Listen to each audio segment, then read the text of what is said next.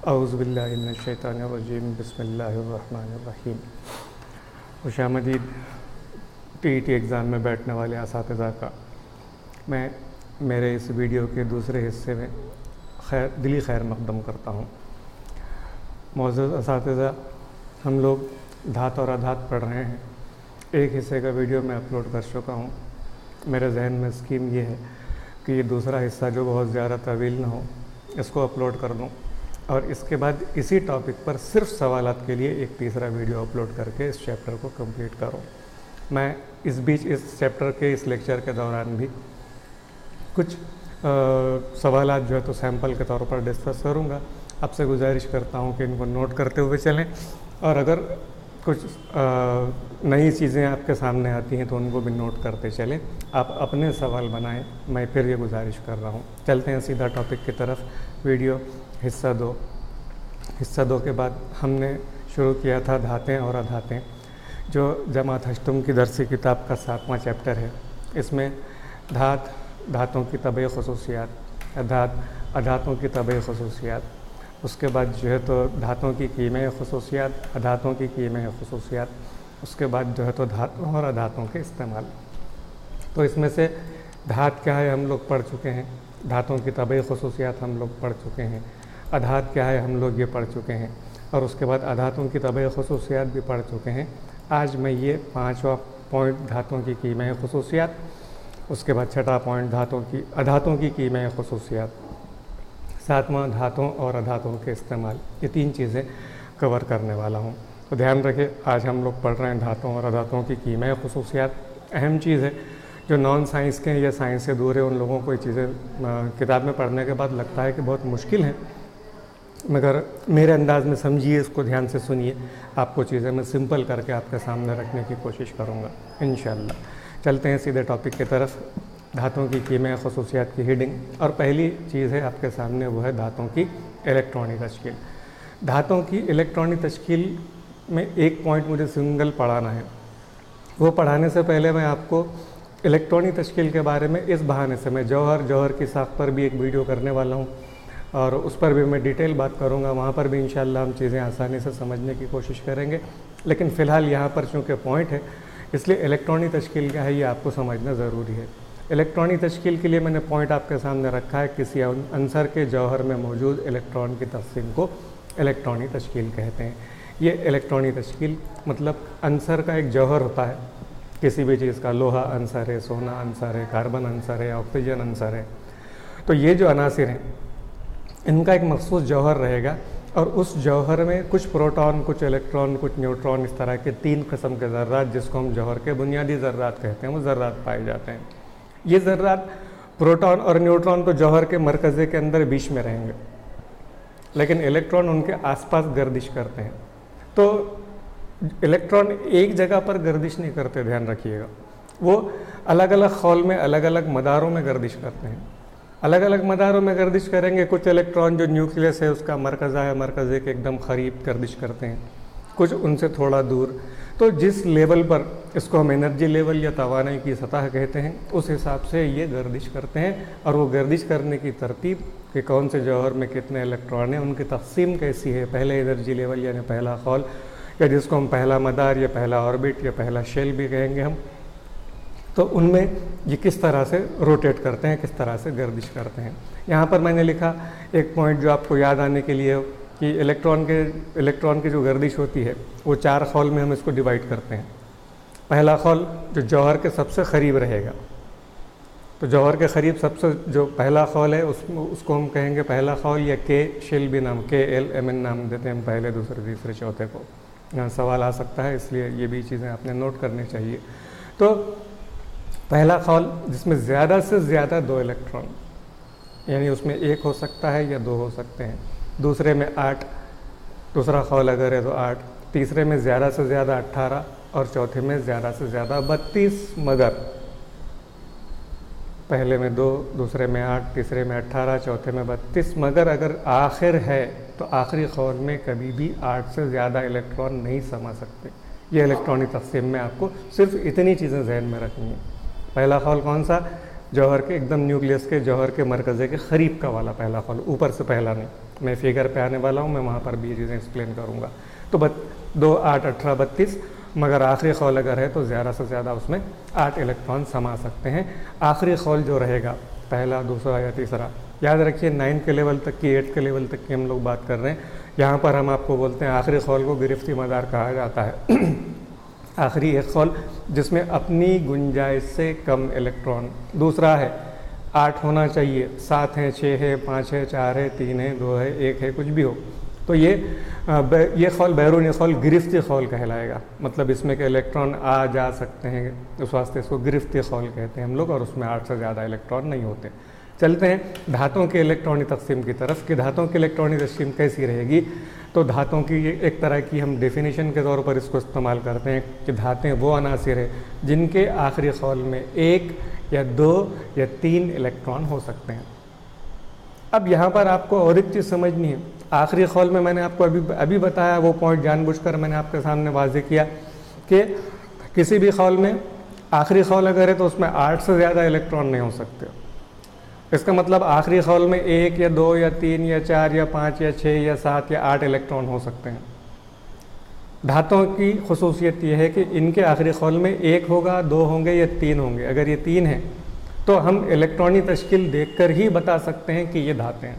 Sodium 2, 8, 1, 2 पहले खौल में, 8 दूसरे खौल में, और तीसरा खौल नामुकम्मल खौल, गिरफ्ती खौल, जिसको हम 1 इलेक्ट्रॉन कहते हैं उसमें अंदर।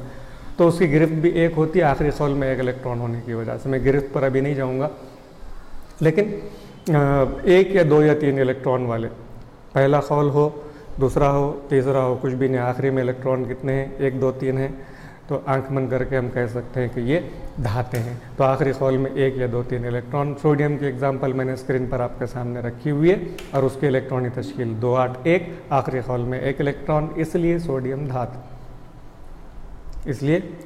धात है।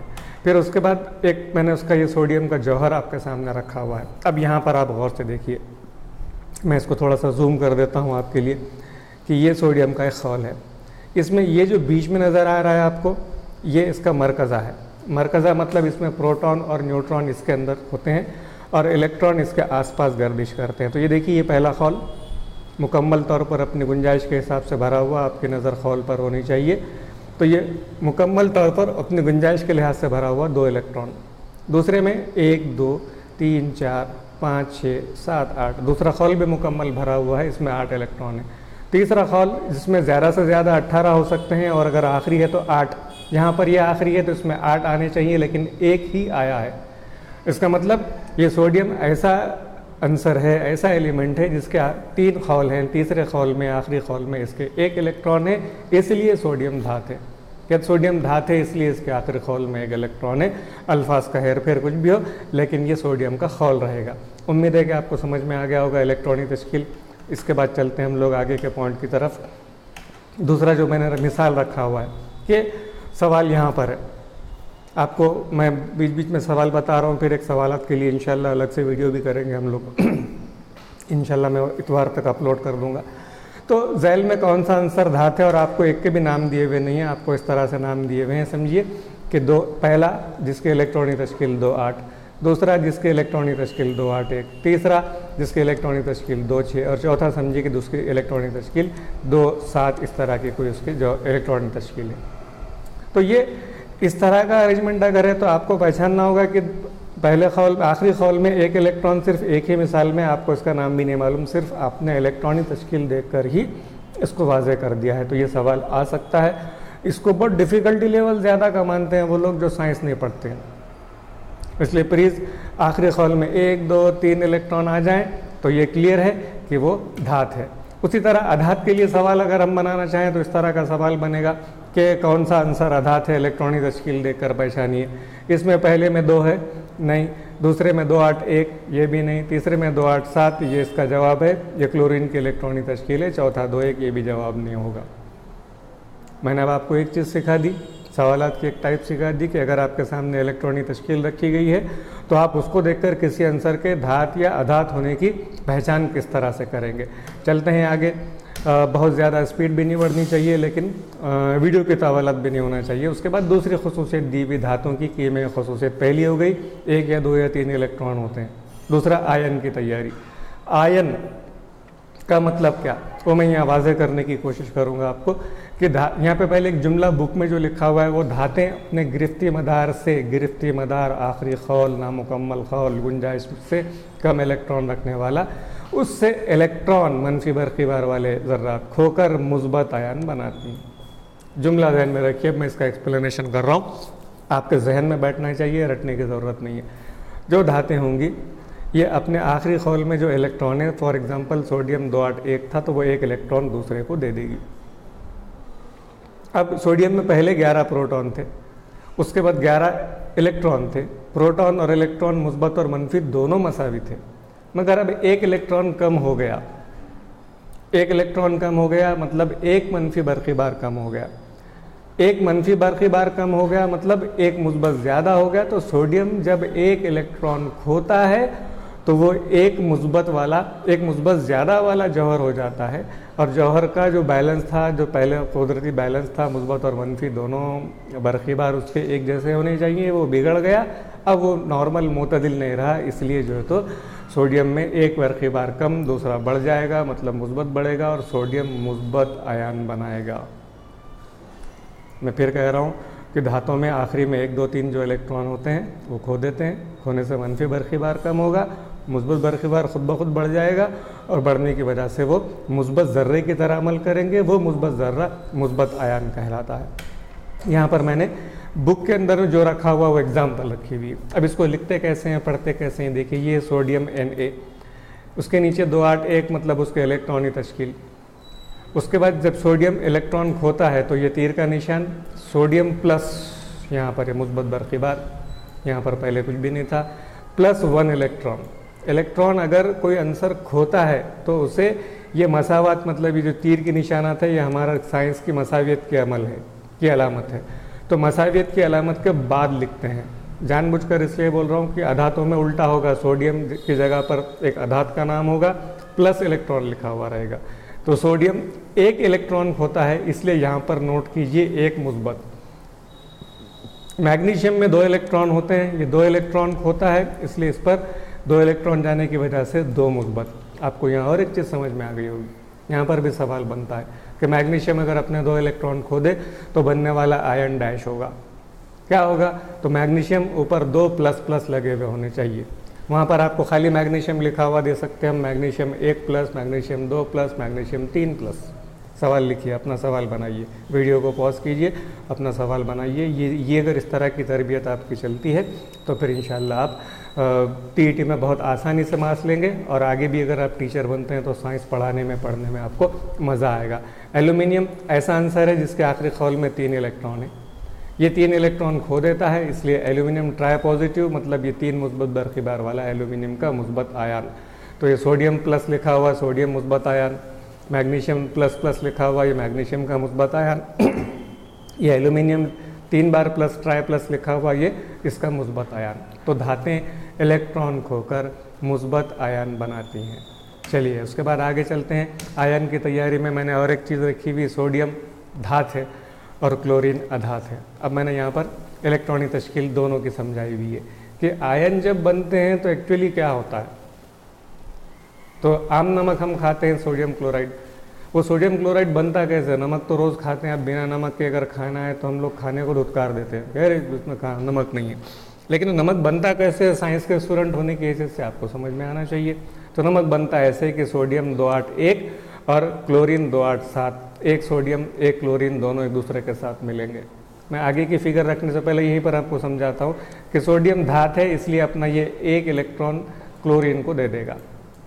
सोडियम की इलेक्ट्रॉनिक तश्कील हो जाएगी 2-8, मतलब 2 खौल दोनों मुकम्मल। क्लोरीन की इलेक्ट्रॉनिक तश्कील हो जाएगी 2-8-8, मतलब 3 खौल तीनों मुकम्मल।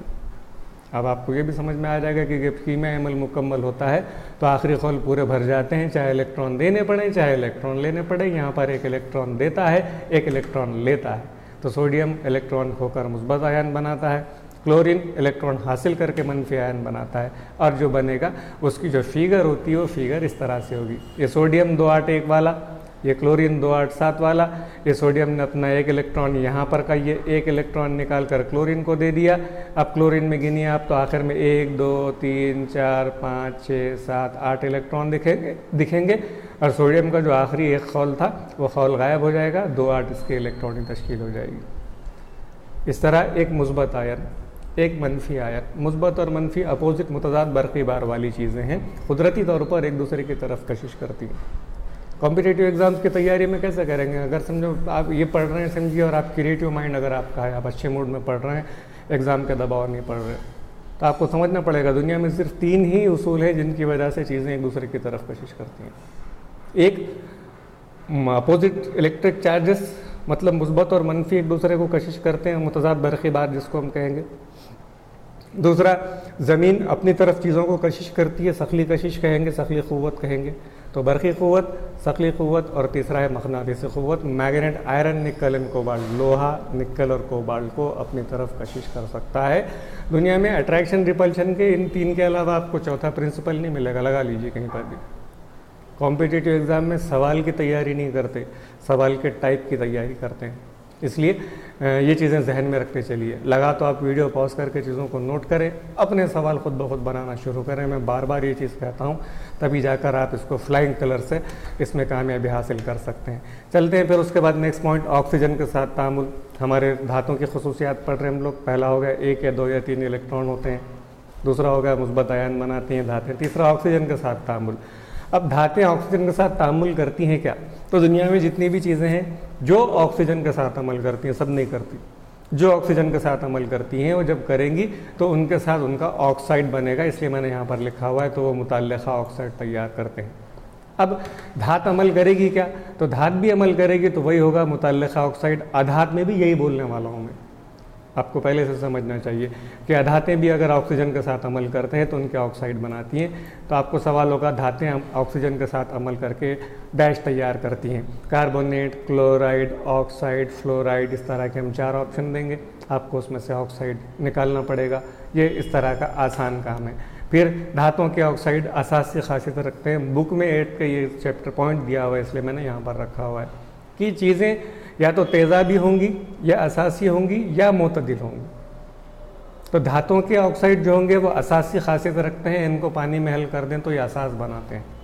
अधातों में मैं उल्टा बोलूँगा, तेज़ाबी खासियत रखते हैं। अहमियत का पॉइंट नहीं है, मतलब उसको लॉन्ग में एक्सप्लेन करेंगे तो कन्फ्यूजन हो जाएगा। 8 के लेवल तक का सिलेबस की हम बात कर रहे हैं, इसलिए धातों के ऑक्साइड असासी खासियत रखते हैं। इसका सवाल बन गया, धातों के ऑक्साइड डैश खासियत रखते हैं, असासी खासियत, तेज़ाबी खासियत, मोतदिल, इनमें से कोई नहीं। सवाल अपने बनाते चलिए आप। चलते हैं उसके बाद आगे। ऑक्सीजन के साथ तामुल में मैंने यहाँ पर एक एग्जांपल वो असास वाला पॉइंट को एक्सप्लेन करने की कोशिश की हुई है कि असास को जब तेज़ाज़ के साथ मिलाया जाए तो दोनों एक दूसरे की तेज़ाबी या असासी खासियत को ख़त्म करके तादील, मतलब मोतदिल, एक दूसरे को मोतदिल करते हैं।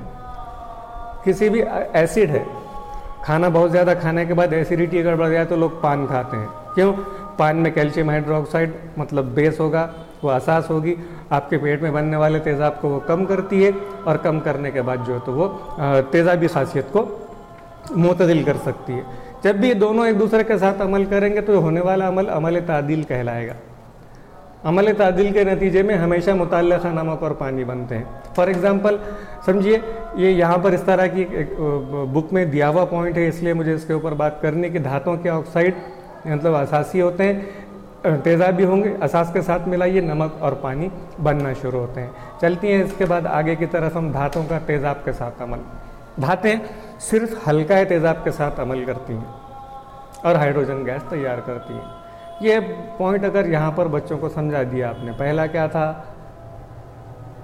धातों के आखिरी खौल में 1 या 2 या 3 इलेक्ट्रॉन होते हैं। दूसरा, धातें इलेक्ट्रॉन खोकर मुस्बत आयन बनाती हैं। तीसरा, धातों का तेज़ाब के ऑक्सीजन के साथ अमल में हम पढ़ रहे, धातें ऑक्साइड तैयार करती हैं। अब तेज़ाब के साथ अमल में कि धातें जब भी किसी तेज़ाब के साथ अमल करेंगी तो वो धातों का जो धात अमल कर रही है उसका नमक बनेगा, साथ में हाइड्रोजन गैस तैयार होगी। मैंने एक एग्जांपल यहाँ पर रखी हुई, मैंने यहाँ पर धात ली हुई जानबूझकर मैग्नीशियम एसिड लिया हुआ, हाइड्रोक्लोरिक एसिड 2HCl, तो जो बनेगा ये हाइड्रोजन और क्लोरीन अलग अलग हो जाएंगे, मैग्नीशियम क्लोरीन के साथ रिएक्शन करेगा और बनेगा नमक magnesium chloride plus hydrogen gas खारिज होती है। ये ऊपर की तरफ जाने वाला तीर का निशान हाइड्रोजन गैस को जाहिर करता है, वो गैस को जाहिर करता है। आप इसकी जगह पे धातु बदल दीजिए, मैग्नीशियम की जगह सोडियम लीजिए, Na+2HCl NaCl +2H2। इसके जगह पे आप सोडियम रख दीजिए, पोटेशियम रख दीजिए, कोई भी धातु बदल लीजिए, एसिड बदल लीजिए, Mg+H2SO4, magnesium sulphate plus hydrogen. कुछ भी हो आपको ध्यान में रखना है कि धातें जब तेजाब के साथ अमल करती हैं तो वो उस धातु का नमक तैयार करके हाइड्रोजन गैस खारिज होती है। यहाँ पर मैंने उसको फिर उर्दू में भी लिखा हुआ है कि मैग्नीशियम जब हल्का हाइड्रोक्लोरिक एसिड के साथ अमल करती है तो वो मैग्नीशियम क्लोराइड और हाइड्रोजन गैस तैयार करती है। चलिए उसके बाद आगे की तरफ धातों का पानी के साथ तामुल, ये धातों की आखिरी खसूसियत है।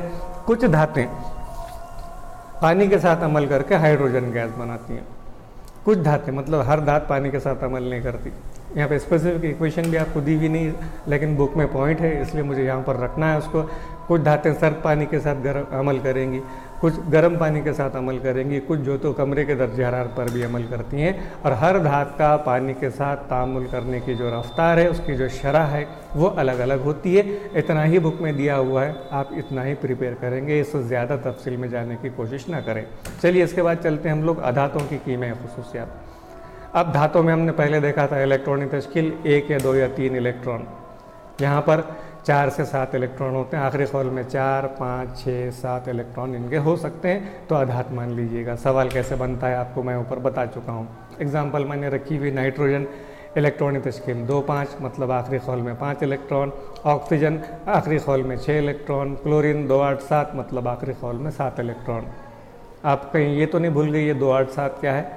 हाँ, रिमाइंड कीजिए हम कहाँ से शुरू हुए थे। पहले कॉल में 2 इलेक्ट्रॉन, दूसरे में 8, तीसरे में 7, इसलिए मैं इसको लिख रहा हूँ 2, 8, 7। अपने आप को रिवाइज करके रिफ्रेश करते रहिए। उसके बाद दूसरी खसूसियत है आयन की तैयारी। धातों में जो हुआ था उसका उल्टा। धातों में हमने पढ़ा था कि धातें इलेक्ट्रॉन खोकर मुस्बत आयन बनाती हैं, ये इलेक्ट्रॉन हासिल करके मनफी आयन बनाती हैं। या धातें इलेक्ट्रॉन हासिल करती हैं, मनफी आयन बनाती है, और उसकी इक्वेशन इस तरह लिखती है जैसा मैंने अभी कहा था कि क्लोरीन प्लस इलेक्ट्रॉन। क्लोरीन में 2, 8, 7 है, आखिरी कॉल में 7 इलेक्ट्रॉन है। 8 आ सकते हैं, मतलब ये 1 इलेक्ट्रॉन ले सकता है, तो ये 1 इलेक्ट्रॉन लेगा और उसके बाद क्लोरीन मनफी आयन बनाएगा, 1 मनफी लिखा हुआ, और उसके इलेक्ट्रॉनिक तश्कील होगी 2, 8, 8। ऑक्सीजन 2, 6, 2 इलेक्ट्रॉन कम है 8 करने के लिए इसमें, तो इसको ऑक्सीजन 2 इलेक्ट्रॉन लेगा, और ऑक्सीजन ये 2 माइनस है, ये स्क्रीन पर क्लियर नज़र नहीं आ रहा होगा आपको। इसको ऑक्सीजन, और इस तरह डाई नेगेटिव पढ़ते हैं हम लोग 2 माइनस। सोडियम ये नाइट्रोजन में भी यहाँ पर आपको 3 इलेक्ट्रॉन लेता है। 3 क्यों लेता है अभी? 2, 5 उसके इलेक्ट्रॉन की तश्कील है। आखिरी कॉल में 5 इलेक्ट्रॉन है, 8 आ सकते हैं, दूसरा है आखिरी है, इसलिए 8 आने के लिए 3 इलेक्ट्रॉन कम है, तो 3 लेगा, और 3 लेगा मतलब नाइट्रोजन पर इस तरह से 3 बार कई बार आपको नज़र आने चाहिए। तो अधातें इलेक्ट्रॉन हासिल करके मनफी आयन बनाती हैं, धातों का उल्टा। चलते हैं उसके बाद अधातों की कीमियाई खुसूसियत में ऑक्सीजन के साथ तामुल। अब मुझे यहाँ पर ज़्यादा बोलने की ज़रूरत नहीं है। ऑक्सीजन के साथ तामुल करने पर धात हो या अधात हो, उनका ऑक्साइड तैयार करती हैं। एक एग्जाम्पल रखा मैंने, कार्बन अधात है, ऑक्सीजन के साथ जब रिएक्शन करता है तो कार्बन डाइऑक्साइड गैस तैयार करता है, इसलिए इसकी एग्जाम्पल। इसके बाद आगे चलते हैं। जितना लेवल सिलेबस का है मैं उतनी ही बात कर रहा हूँ, उससे आगे की बात नहीं कर रहा। ऑक्सीजन के साथ तामुल में ऑक्साइड तैयार होता है, और अधातों के ऑक्साइड तेज़ाबी खासियत रखते हैं। ये पॉइंट वहाँ पर रह गया था, जो तेज़ाबी खासियत, धातों के ऑक्साइड असासी खासियत रखते हैं। सवाल बन गया, अधातों के ऑक्साइड डैश खासियत रखते हैं, तेज़ाबी, असासी, मोतदिल, और इनमें से कोई नहीं। सवाल बन गए, सवाल बनते हैं। अपने अपने सवाल एक एक पॉइंट के साथ अगर आप बनाना सीख जाएं तो फिर आपको सवाल बनाने वाला क्या सोचता है या उसने ऑप्शन क्या सोच के रखा होगा, इसमें से करेक्ट ऑप्शन कौन सा है, ये पकड़ने में आसानी होगी। दूसरी एक उसकी जो है केमिकल रिएक्शन मैंने एक सैंपल के तौर पर यहाँ पर रखी हुई है। कार्बन डाइऑक्साइड अधात का ऑक्साइड है, पानी के साथ रिएक्शन करता है तो H2CO3, ये कार्बोनिक एसिड है। कार्बोनिक एसिड आप पीते हैं इसको, कह में कार्बोनेटेड ड्रिंक जितनी भी होती हैं, थम्स अप, स्प्राइट, लिम्का, जिनमें जो बुलबुले नज़र आते हैं आपको, उनमें कार्बन डाइऑक्साइड गैस हल करते हैं। उसमें जो खट्टापन, तुरशी जो आती है वो ये कार्बोनिक एसिड की वजह से आती है, हम इसको पीते हैं, पीने वाला एसिड है। चलते हैं उसके बाद आगे अधातों की कीमिया खसूसियात में अधातों का तेज़ाब के साथ अमल। इसमें अधातें किसी भी सूरत में हल्का तेज़ाब के साथ अमल नहीं करती, ये बात ध्यान में रखें। हल्का तेज़ाब में वर्ड इस्तेमाल करना, हल्का है मतलब नॉर्मल जिसमें पानी मिला हुआ है, और मुर्तगिज़ एक वर्ड इस्तेमाल करते हैं हम कॉन्सेंट्रेट के लिए, मतलब प्योर तेज़ाब जिसके अंदर बिल्कुल पानी वगैरह शामिल उसके अंदर नहीं किया जाता।